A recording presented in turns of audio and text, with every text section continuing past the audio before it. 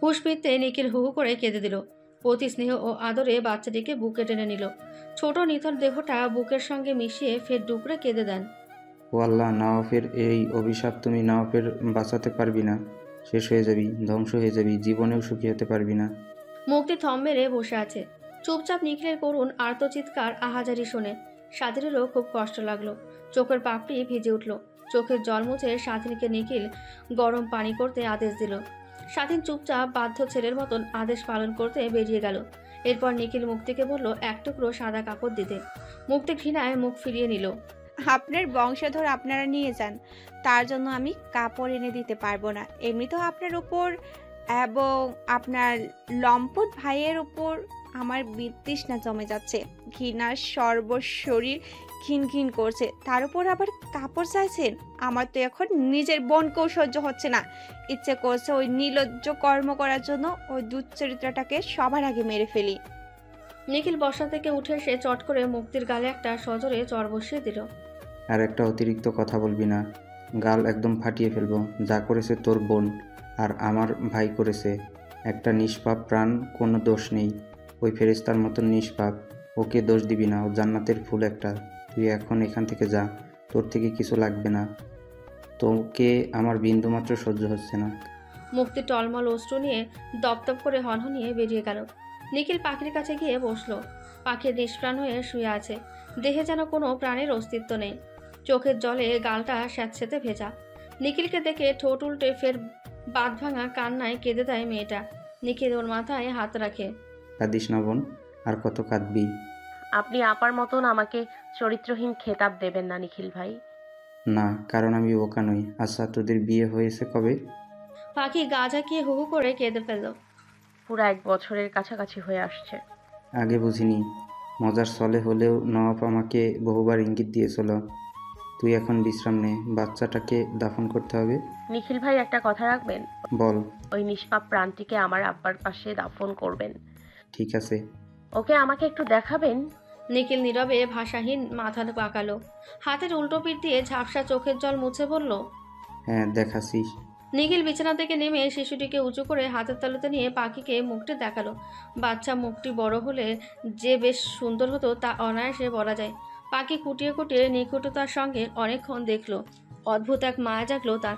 এটাই বুঝি নারীর টান। এই প্রাণটির অস্তিত্ব সে আর নিজের মধ্যে খুঁজে পাবে না, উপলব্ধি করতে পারবে না নড়াচড়ারও। এসব ভাবতে তার শ্বাসরুদ্ধকর অনুভূতি লাগলো। গলায় যেন কাঁটা আটকে আছে। দৃষ্টিজোড়া ভীষণ ভারী ভারী অনুভব হলো। ভারী দেহটা নিয়ে কাত হয়ে ফের শুয়ে পড়ল। শুয়ে পড়ার আগেই বলে গেল, নিয়ে যান ওকে, খুব সুন্দর করে গোসল করিয়ে চিরনিদ্রায় শয়িত করেন। বাচ্চাটিকে গোসল করিয়ে নিখিল আর স্বাধীন মিলে দুজন জানাজা দিয়ে কবর দিয়ে এলো। কবর দিয়ে আসার পর নিখিলের কলিজা ছিঁড়ে যাচ্ছিল। বারবার মনে হচ্ছিল বাচ্চাটি যেন নাওয়াফের নাই, স্বয়ং তার। তেমনি অদ্ভুত মায়া মায়া তার লাগছিল। গায়ের রংটা হুবহু নাওয়াফের মতন দেখতে হয়েছিল। অথচ ভাগ্য ওকে আজ কোথায় টেনে নিল। নিখিলের সমস্ত রাগ গিয়ে উঠল জাহানারা বেগমের ওপর। ওই মহিলা সকালে পাখিকে লাথি মেরেছিল। সে তো আর জানতো না পাখি প্রেগনেন্ট। তাহলে একটা না একটা ব্যবস্থা করতে পারত। কিন্তু এখন করে লাভ কি? নিখিলের ফোনটি তৎক্ষণাৎ শব্দ করে বেজে উঠল। মুক্তি কল করেছে। দ্রুত তাড়া দিয়ে বলল, জলদি রুমে আসুন, পাখি যেন কেমন করছে। নিখিল ঝটপট সংক্ষেপ পথটুকু শেষ করে রুমে ঢুকলো। দেখলো মেয়েটা চোখ বড় বড় করে শ্বাস নিচ্ছে, হাত পা ধরফর করে কাঁপছে, সমস্ত শরীরে রক্তের অভাবে খিঁচুনি উঠে গেছে। বিছানার চাদর এমনকি পাখির কাপড় সব রক্তাক্ত। নিখিল মুক্তিকে ঝটপট তাড়া দিল। হ্যাঁ, দেখাচ্ছি। জলদি ওর কাপড় পাল্টি, ওরে শুকনো ও ভারী কাপড় পরিয়ে দে। এক্ষুনি ওকে জরুরি হসপিটালে নিতে হবে। এই অবস্থায় থাকলে মেয়েটা রক্তের অভাবে রক্তশূন্য হয়ে মরে যাবে। এই বয়সে গর্ভপাত এমনিতেই ঝুঁকিপূর্ণ, তার ভিতরে ওর মানসিক কন্ডিশন মোটেও ভালো না। সব দ্রুত কর, আমি গাড়ির ব্যবস্থা করছি। আজ 2 দিন হতে চলল পাখি ফেয়ার ক্লিনিক হসপিটালে এসেছে। এর মধ্যে মুক্তি একদিনও আসেনি ওকে দেখতে। মেয়েটা কেমন যেন একরোখা যেতে অটল। সাথী আর নিখিল ওর পাশে সর্বসময় থেকেছে। যেদিন রাতে পাখি অসুস্থ হয়ে পড়েছিল, ভাগ্যক্রমে ওই দিন কাজল রেখা বাড়ি ছিলেন না, যার কারণে ঘটনা বেশি দূর অবধি করায়নি। তবে বর্তমানে কাজল রেখা জানেন পাখি নিখিলদের বাড়িতে আছে। অথচ সে হসপিটালের বেডে শুয়ে দিনভর পার করছে। গত রাতের মতন এবার সেন্টার ক্লিনিকে যায়নি ওরা। ফেয়ার ক্লিনিকে ভর্তি হয়েছে। ইতিমধ্যে ওর রোগা পাতলা শীর্ণ দেহটিতে 2 ব্যাগ রক্ত দেওয়া হয়েছে। ডাক্তার বলেছেন 1 মাস পর আবার এসে 1 ব্যাগ রক্ত দিতে। কিছুক্ষণ পর নার্স এলো। ওর হাতে স্যালাইনের ক্যানেলা খুলতে খুলতে বলল, আপনি তো আজ চলে যাবেন। পাখি মাথা নাড়িয়ে বোঝালো, হুম। দেখুন, যা যা ওষুধ দেওয়া হয়েছে সেসব নিয়ম মাফিক খাবেন। কোনো রকম দুশ্চিন্তা করবেন না। কবুতরের বাচ্চা, শিং, শোল, কই, মাগুর মাছ, এছাড়া ছোট ছোট বাচ্চা মুরগি এবং বেশি বেশি শাক পাতা খাবেন। আপনার শরীরে রক্ত ও পুষ্টির ঘাটতি রয়েছে। আর হ্যাঁ, আপনার হাজবেন্ডকে 2 বছরের ভেতরে কোনো রকম বাচ্চা নিতে নিষেধ করবেন। আপনার বয়স কম, তার উপর একটা মিসক্যারেজ হয়েছে, পরবর্তীতে সমস্যা হতে পারে। আচ্ছা, আপনার হাজবেন্ডকে দেখলাম না যে, উনি কি আসেননি? পাখির নিগুড়ো শিথিল কণ্ঠবাণে ছুটল। উনি মারা গেছেন। নিখিল সবেই কেবিনে ঢুকছিল। অকস্মাৎ পাখির সম্মুখীনে উপস্থিত কথন বাক্য শুনে সে পুরোই তবদাক দিয়ে রইল। দৃষ্টিছাড়া হতবাক, নিরুত্তাপ মুখশ্রীও। ভেতরে আর ঢুকলো না। ওখানেই ওর পা দুটি আটকে রইল। নার্সটি করুণ সুরে অপরাধীর ন্যায় মাথা নত করে বলল, সরি, আমি জানতাম না। থাক, চিন্তার কিছু নেই। জীবন মরণ তো সব ওপরাল্লার কাছে। আচ্ছা, আপনি যে 5 মাসের অন্তঃসত্ত্বা ছিলেন, নিজেও বোঝেননি কিছু? আমার বর যখন বিদেশে গিয়েছিলেন তার কিছুদিন পর জানতে পেরেছি। আর তাছাড়া প্রেগন্যান্সির কিছু কিছু লক্ষণ প্রথম থেকে আমি বুঝতে পারিনি। আমার শারীরিক কাঠামো ও দুর্বলতা এবং শরীর শুকনো থাকার কারণে ঠিক আন্দাজ করতে পারিনি। তবে মাঝে মধ্যে বমি বমি ভাব লাগতো। হতে পারে এমনটা। এমন অনেক পেশেন্ট দেখেছি আমরা, যাদের 7 মাস অথচ পেট দেখে বোঝার উপায় নেই। আপনার ভাইকে বলবেন আপনাকে একজন ভালো সাইকোলজিস্ট দেখাতে। আপনার বর্তমান মন মানসিকতা মোটেও ভালো নয়। হুম। নার্স যাওয়ার পর নিখিল এসে শুধালো। তুই নার্সকে মিথ্যা বললি কেন? পাখি অবাক নেত্রে তাকালো, ঠোঁট উল্টে বলল, ওমা, কোনটা মিথ্যা বললাম? নাফ মারা গেছে। আশ্চর্য, যিনি আমার কাছে মৃত তাকে তো মৃতই বলবো নাকি? নিখিল ওর শক্ত মুখটার দিকে কিঞ্চিতক্ষণ তাকিয়ে মুখ গোল করে বুক ফুলিয়ে তপ্ত শ্বাস ফেল। এরপরে ওর বেডের সামনে চেয়ার টেনে বসে বলল, বাচ্চাটার ভিডিও ফুটেজ কি নাফকে পাঠাবো? কোনো প্রয়োজন নেই। আমার কিন্তু বাচ্চাটিকে দেখে খুব মায়া লেগেছিল। পাখির কাঠিন্যতম ও শুকনো অধর ফুটে বেরোলো, ও মরে গিয়ে ভালোই করেছে। বেঁচে থাকলে সকলে ওকে অবৈধ সন্তান বলতো। নিখিলের শক্ত অভিব্যক্তিতে চোখ গরম করে ধমকে উঠল। পাখি আমাদের বংশের প্রথম বংশধর ছিল, তালুকদার বাড়ির চোখের মণি। ওর মূল্য অনেক রে পাখি, অনেক। তুই বুঝবি না। পাখি হাসলো, ব্যঙ্গ ও তাচ্ছিল্য স্বরূপ হাসি। সেই মূল্য রত্ন আজ মাটিতে ঘুমিয়ে আছে। পাখি, তোর ওর জন্য একটু কি কষ্ট হচ্ছে না? পাখি পাষাণের মতন বলল, একদম না। নিখিল অবাক নেত্রে হসপিটালের বেডে শুয়ে থাকা নিষ্ঠুর নির্দয় নারীটিকে কিঞ্চিতক্ষণ দেখল, যার মাত্র 2 দিন হলো সন্তান হারিয়েছে, অথচ চোখে মুখে তার কোনো রেশমাত্র নেই, বরঞ্চ সমগ্র মুখায়ব পাথরের ন্যায় শক্ত। চোখে মুখে অগ্নি ঝরছে, যেন তার ক্রোধের অনলে সবাইকে জ্বালিয়ে পুড়িয়ে খাড় খাড় নিঃশেষ করে ছাড়বে। তার বিশ্বাস হচ্ছে না এমন কথা কোনো মা বলতে পারে। পাখি জিভ দিয়ে অদর ভিজিয়ে ফের বলল, ও পৃথিবীতে বেঁচে থাকলে নানা ধরনের দুর্ভোগ পোহাতে হতো। তার চেয়ে বরং মরে গিয়ে এখন শান্তিতে আছে, জান্নাতের ফুল হয়ে সৌরভ ছড়াচ্ছে। নিখিল আর কিছু বলার মতন ভাষা খুঁজে পেল না। ওই ছোট শিশুটির মুখটি সে কিছুতেই ভুলতে পারছে না, বারংবার চোখে ভাসে। হসপিটালের ফর্মালিটি পূরণ করে পাখিরা বাড়ির উদ্দেশ্যে বেরিয়ে পড়ল। ইদানিং পাখি নিজেকে সর্বক্ষণ কাজের মধ্যে ব্যস্ত রাখতে শুরু করে দিয়েছে। যখনই সময় পায় সারাক্ষণ বইয়ে মুখ গুজে থাকে, পাশাপাশি ঘরের কিছু কাজ করে। প্রয়োজন ব্যতীত কথা খুব কম বলে। কেউ কোনো কাজ করতে দিলে রোবটের ন্যায় তার যত্ন সহকারে করে। যে মেয়েটা একসময় পুরো গ্রাম চষে বেড়াতো, তার দুষ্টুমি ও দুরন্তপনায় সর্বক্ষণ মেতে থাকতো, সেই দুরন্ত মেয়েটা আজকাল শান্ত টটিনির ন্যায় নীরব হয়ে গেছে। তার মুখ হতে ঝর্ণার ন্যায় কলকলানি হাসি বিলীন হয়ে গেছে।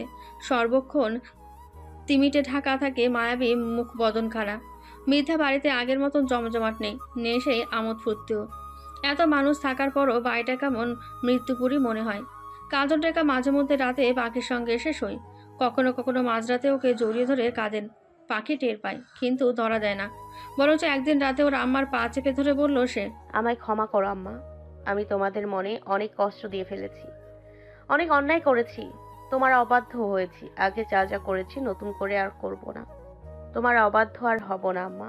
এখন থেকে তোমার সব কথা শুনবো। ওর কথা শুনে কাজল রেখা মনে মনে খুশি হলেন। দুই হাতে কলিজার টুকরো কন্যাকে বুকের মধ্যিখানে সযত্নে জড়িয়ে রাখলেন। প্রাণ খুলে দোয়া করলেন মেয়েটাকে। রাগের বশে তার স্বামীর প্রাণটিকে কত আঘাত করেছেন, কত জুলুম করেছেন, সেসবের জন্য তিনি আজ অনুতপ্ত, প্রায়শ্চিত্ত বোধ করছেন। ওসব ভুলে মেয়েকে নতুন করে গড়তে সাহায্য করছেন। আগের মতন পাখিকে হুমকি ধমকি দেন না। কোনো কাজ না পারলে সুন্দর করে বুঝিয়ে বলেন। পরদিন বিকেলে নাওয়াফ এলো গ্রামে। এসে শুনল স্কুল মাঠের ঘটনাটি। তার রাগে ক্রোধে মাথার রক ছিঁড়ে যাওয়া জোগাড়। আক্রোশ প্রসূতে হিংসের ন্যায় ক্রুদ্ধ হয়ে উঠলেন। তেজ ক্ষিপ্ত তার আধিক্যের মাথার ভেতরে দপদপ শব্দ করে ওঠে। ললাটের নীলচে রগগুলি টান টান হয়ে দৃশ্যমান হয়ে উঠল। বড় বড় পা ফেলে ক্রুদ্ধ মরুত বেগে সেই সন্ধ্যায় তিনি রজব মেম্বারের বাড়িতে গিয়ে হাজির হলেন। সেখানে গিয়ে পুতুলসহ শিলা সৌরভীকে পান। ওনাকে দেখে রজব মেম্বারের কপলদয়ে দুশ্চিন্তাযুক্ত কঠোর ভাঁজ পড়ল। রজব মেম্বার আনমনে দাঁড়িয়ে পড়েন। ওনার দৃষ্টিতে বিস্ময় ও আশ্চর্যজনিতা। নাফ ইশারায় তাকে বসতে বললেন।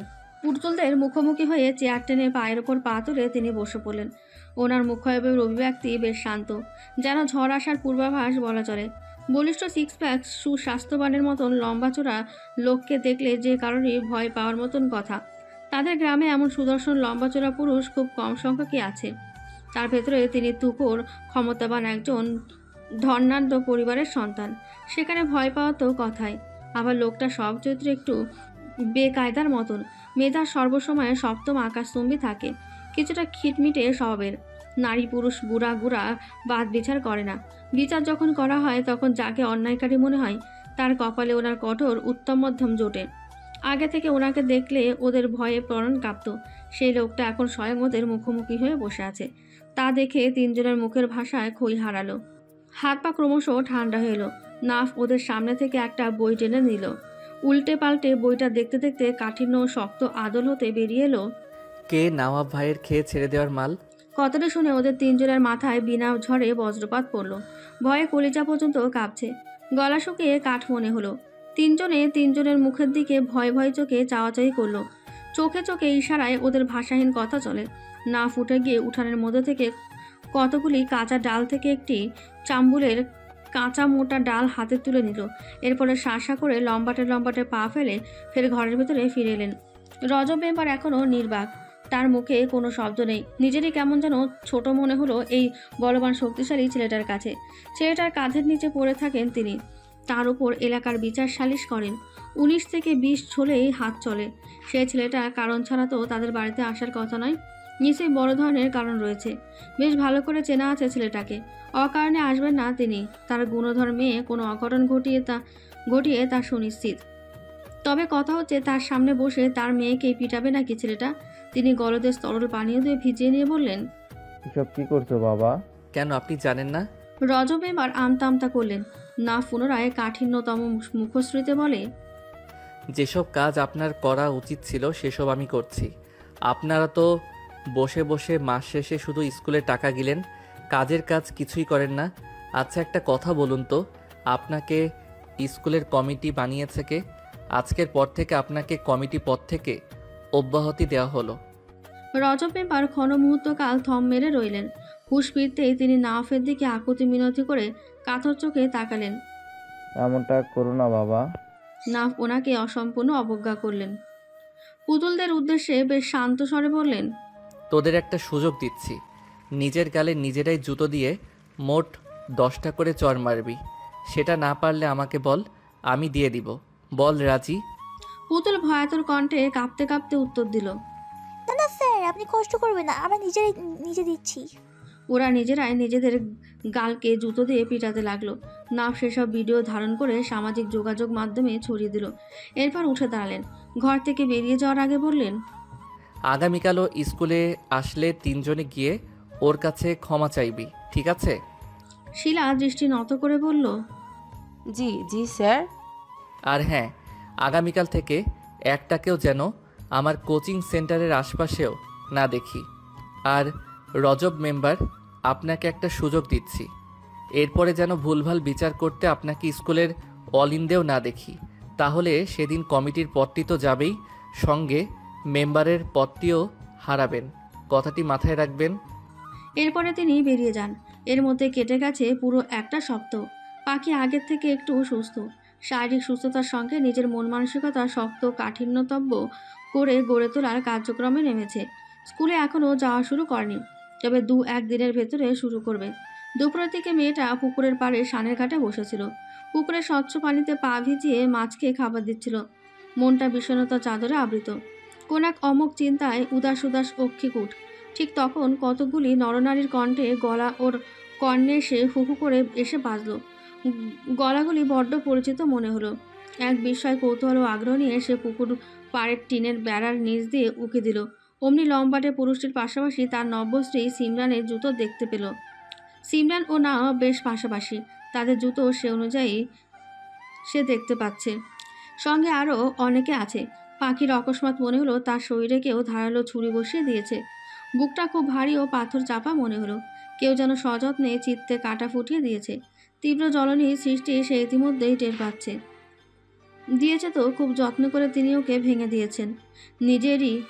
নিজেই জোর জুলুম করে ভালোবাসা শিখিয়ে পড়িয়ে এখন অন্যের সঙ্গে সুখের ঘর পাচ্ছেন। অথচ এই পুরুষই একদিন তাকে মিষ্টি মিষ্টি কথা বলে ফুসলিয়ে ফাসলিয়ে ভুলিয়েছিল। কত সুন্দর সুন্দর কথা বলেছিল। নিজের জীবন থেকেও নাকি তাকে ভুলে যাবে না। হায় রে পুরুষ জাতি, তোমাদের আমি ঘৃণা করি না। কেননা কয়েকজন ঠকবাজের জন্য পুরো বিশ্বের পুরুষদের ঘৃণা করলে সেটা হবে কলঙ্কিত করা। বরঞ্চ আমি তাদের ঘৃণা করি যাদের বহুরূপী রূপ, ভিতরে এক বাইরে আরেক। দোয়া করি আমার মতন পরিস্থিতিতে তোমরাও পড়ো। সৃষ্টিকর্তা আমার একাংশ কষ্ট যন্ত্রণা যেন তোমাদের দিয়ে অন্তত উপলব্ধি করায়। আজ আমার এমন করুণ নিষ্ঠুর পরিস্থিতি, সেসব তোমাদের জন্য। তবে আমি পাখি 1000বার ভেঙে পড়ব, 1000বার আবার উঠে দাঁড়াবো। নিজেকে শক্ত খোলসে গড়ব, তবু ব্যর্থতা মানব না। হারের কাছে আত্মসমর্পণ করব না। যতই বাধা বিপত্তি আসুক, কঠোর ধৈর্য ও উপস্থিতি বুদ্ধিমত্তা দিয়ে সব বাধার মোকাবিলা করব। আমি এগিয়ে যাব আমার লক্ষ্য পথের দিকে। সফল ধৈর্যশীলদের হবে। তবে অভিশাপ দিব না আপনাকে, কারণ আপনি আমার অনেক শখের পুরুষ ছিলেন। কিন্তু ক্ষমাও করব না, কারণ আমি সম্পূর্ণ নির্দোষ থেকেও ঠকেছি। পুনরায় ওই দৃশ্যটি ওর চোখের সামনে ভাসল। সে ভাবতে চায় না, তবুও ভাবনায় চলে আসে। শক্ত আর হৃদয়টা আরেকবার ভেঙে টুকরো টুকরো করে দিয়ে গেল বেঈমানটাই। নিজেকে আজ প্রচণ্ড দুর্বল ও অসহায় লাগলো। মানুষ চিনতে এতটা বোকামি কেন করলো সে? কেন চিনল না ওই সুন্দর মুখটার আড়ালে কুৎসিত মুখটা? ঠকেছে সে, খুব সুন্দর করে ঠকেছে। তবে আর ঠকবে না। ভুল মানুষ একবারই করে, বারবার নয়। তাকে কঠোর হতে হবে, তার হৃদয়টাকে পাথরের ন্যায় গড়তে হবে, তবেই না সফলতা আসবে। হঠাৎ ওর মনে হলো সে কেন ওই দিকে তাকাতে গেল, কেন দেখতে গেল বেঈমানটাকে।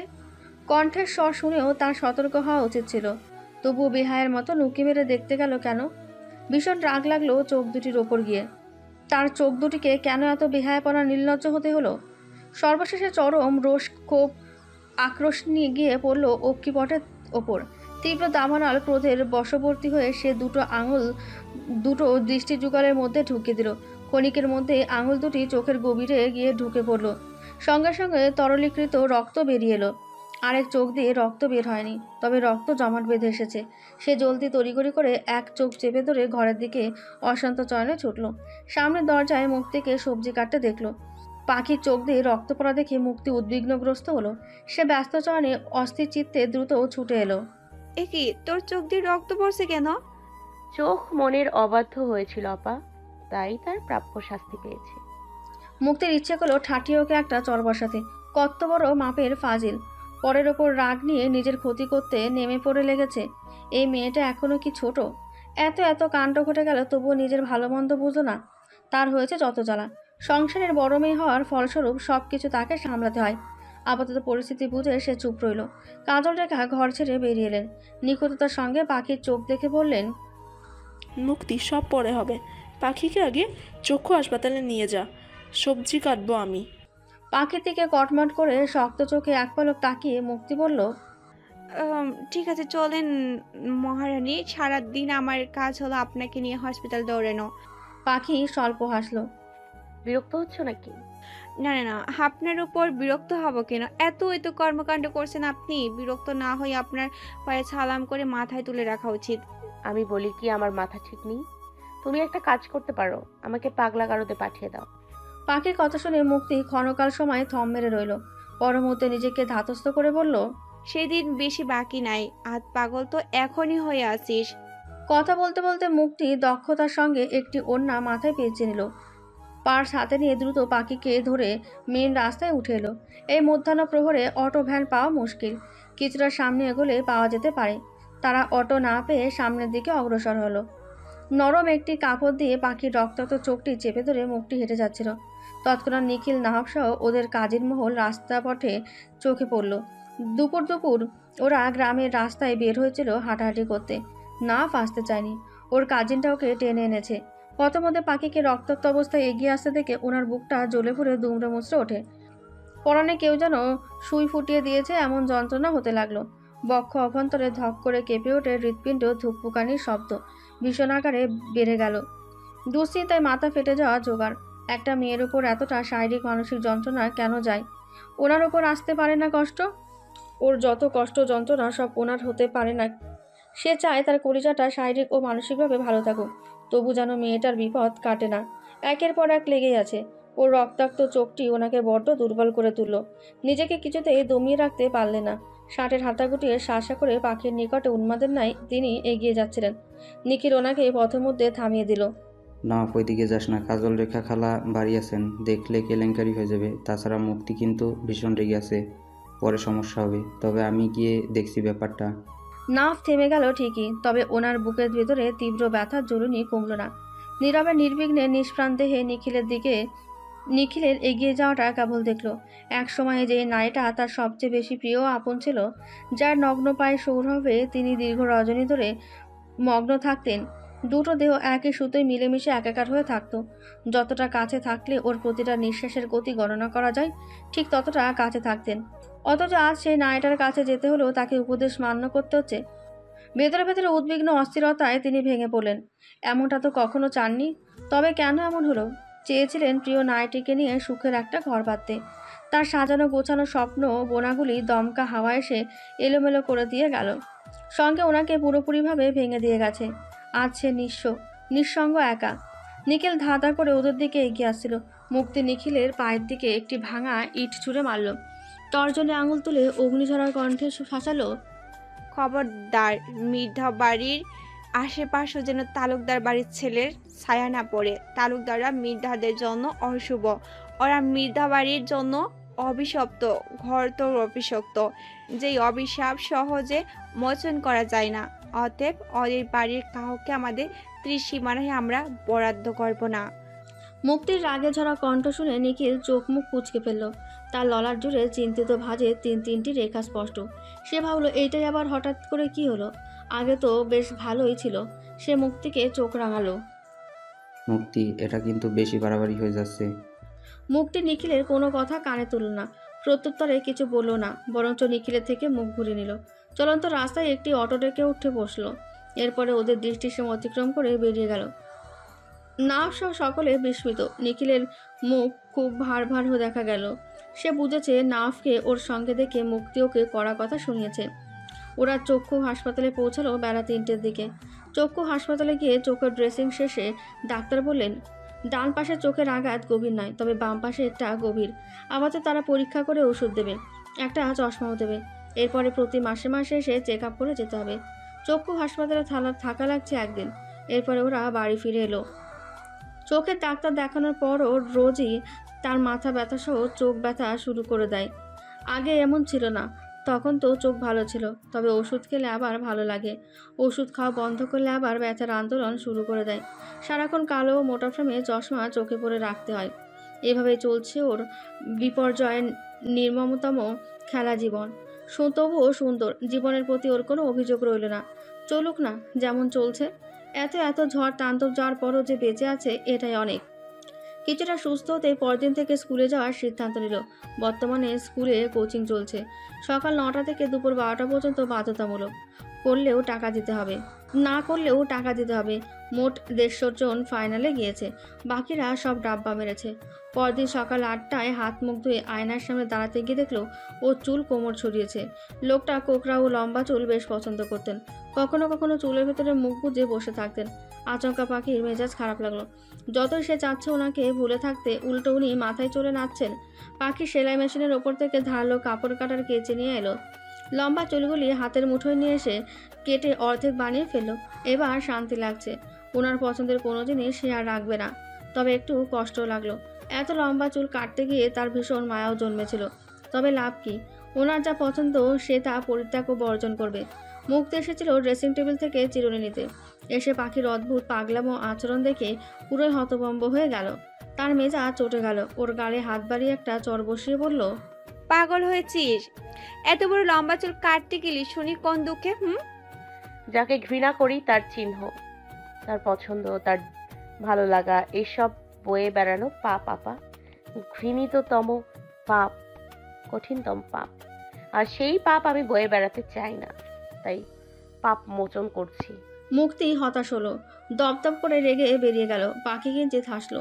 স্কুল ড্রেসের সঙ্গে ক্রস বেল্ট করে হোয়াইট ওড়না দিয়ে দক্ষ হাতে নিকটের সঙ্গে পরিপাটি করে হিজাব বেঁধে নিল। জুতোর ফিতা বাঁধতে বাঁধতে কালো বেল্টের ঘড়িটা হাতে পরে নিল। চোখে চশমাটা দিয়ে কাঁধে স্কুল ব্যাগটা ঝুলিয়ে চট করে বেরিয়ে গেল। স্বাধীনের সাইকেলের পেছনে গিয়ে উঠে বসলো। স্বাধীন ওকে বলল, পিছন থেকে আমার ঘাড় চেপে বস। পাখি ওর ঘাড় শক্ত করে চেপে ধরলো। স্বাধীন চোখ রাঙালো। গোলালুর বাচ্চা, আমার বউকে এত তাড়াতাড়ি বিধবা বানানোর ধান্দা তোর কেন? আমার বউয়ের সব সম্পত্তি নিয়ে ভাগবি নাকি? আসতে ধর। পাখি মুখ টিপে হাসলো। তবে ওর কথা শুনলো, হালকা করে ধরলো। অন্য সময় হলে সে পায়ে পা দিয়ে ঝগড়া করতো, তবে বর্তমানে করলো না। এখন এখানকার পরিস্থিতি আগের মতো নেই। তালুকদার বাড়ির সামনের দিকে আসতে স্বাধীন সাইকেলের গতি কমিয়ে দিল। তালুকদার বাড়ির সামনে বড় মাইক্রোবাস পার্ক করা। ওখান থেকে মালামাল নামানো হচ্ছে। তার সামনে সিমরান, ফাতিহানুর আর নাওফকে দাঁড়ানো দেখলো। ওনার কানে মুঠোফোন। কারোর সঙ্গে ব্যস্ত ভঙ্গিতে হাত নাড়িয়ে নাড়িয়ে কথা বলছেন। পাখিদের এখনও খেয়াল করেনি। রাস্তা ছোট হওয়াতে গাড়ির পাশ দিয়ে সাইকেল চালিয়ে যাওয়া সম্ভব নয়, তবে সাইকেল নিয়ে হেঁটে যেতে পারবে। পাখি সাইকেল থেকে নেমে পড়লো। নাফ কথা বলে ফোন পকেটে রাখার সময় আচমকা তার দৃষ্টিজোড়া নিবদ্ধ হলো ওনার পেছনের অংশের দিকে। তার থেকে কিঞ্চিত দূরত্ব রেখে ষোড়শী দাঁড়ানো, মুখাবয়ব বেশ শান্ত। দৃষ্টি দুটি রাস্তার পাশে খালপাড়ের দিকে নিবদ্ধ। নেভি ব্লু স্কুল ড্রেসে পুরাই পরিপাটি হয়ে এসেছে। বাম হাতের হাতঘড়িটা বেশ নজর কাড়ে। সাদা হিজাবে মুখটাও না নিকটে দারুণ সুশ্রী দেখতে লাগলো। মেয়েটা আগের থেকে এই কয়টা দিনে একটু বড় হয়ে গেছে বুঝি। আগের মতন ছোট ছোট দেখায় না। হঠাৎ করে কেমন পরিবর্তনশীল হয়ে এলো। ওর ওই পবিত্র মুখটা সকাল সকাল দেখেও না দৃষ্টিজোড়া শীতল ও মুগ্ধ হয়ে গেল। এক বুক আকুলতা ব্যাকুলতা নিয়ে কাতর রক্ষীকুটে শখের নাইটের মুখটি তিনি দীর্ঘ মুহূর্ত ধরে তাকিয়ে তাকিয়ে খুঁটিয়ে খুঁটিয়ে দেখলেন। এর ভেতরে পাখি এক পলকের জন্য ওনার দিকে তাকায়নি অবধি।